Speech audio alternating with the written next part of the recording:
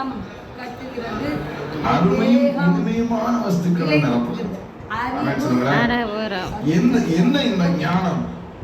What is this wisdom? நீதிமொழி 8:9 ஞானத்தை குறித்து தான் பேசப்பட்ட நீதிமொழிகள். 8:1 நீங்கள் கவனித்து பார்த்தால் ஞானம் கூப்பிடுகிறது இல்லையா என்று ஆரம்பிக்கிறார், கூப்பிடுகிறது இல்லையா என்று ஆரம்பிக்கிறார். பிற்பாடு 15ஆம் வசனத்திலிருந்து நீங்கள் கவனித்து பாருங்கள். 15லிருந்து ஞானத்தை குறித்து ஞானம் பேசுகிற கூப்பிட்டு சொல்லுகிற வார்த்தைகளை எல்லாரும் சேர்ந்து வாசிப்போம். சத்தத்தை உயர்த்தி வாசிக்கிற ஒவ்வொருவரும் இதை ஆசீர்வாதமா அனுபவிப்பீங்க. சத்தமா வாசிங்க. என்னாலே ராஜாக்கள் அரசர்கள் நீதி செலுத்துகிறார்கள், என்னாலே அதிகாரிகளும் பிரபுக்களும் பூமியில் உள்ள சகல நியாயாதிபதிகளும் ஆளுகை செய்து வருகிறார்கள்.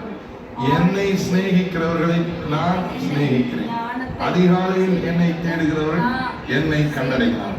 ஐஸ்வர்யமும் கனமும் நிலையான பொருளும் நீதியும் யார் சொல்றார்?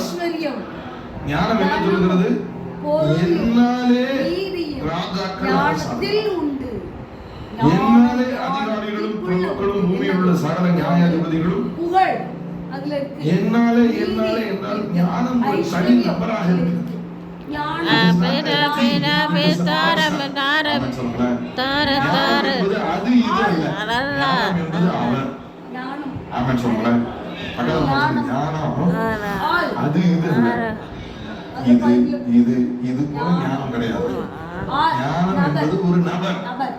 அதனாலதான் ஞானம் என்ன கூப்பிட்டு சொல்லுகிறானா, என்னாலே ராஜாக்கள் அரசாளுகிறார்கள், என்னை நேசிக்கிறவர்களை நான் நேசிப்பேன், அதிகாலையில் என்னை தேடுகிறவன் கண்டடைகிறான் என்று யார் சொல்லுகிறார்?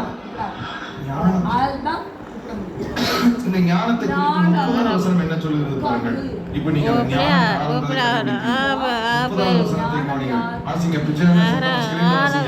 நான் அவர் அருகே செல்வர்களாக இருந்தேன், நித்தமும் அவருடைய மன மகிழ்ச்சியாக இருந்து எப்பொழுதும் அவர் சமூகத்தில். யார் இந்த ஞானம்? யார் இந்த ஞானம்? என்ன சொல்லுகிறது? இந்த ஞானம் தன்னை குறித்து அறிமுகப்படுத்துகிற விதத்தை பாருங்கள், தன்னை குறித்து கூப்பிட்டு சொல்லுகிற விதத்தை பாருங்கள். நான் அவர்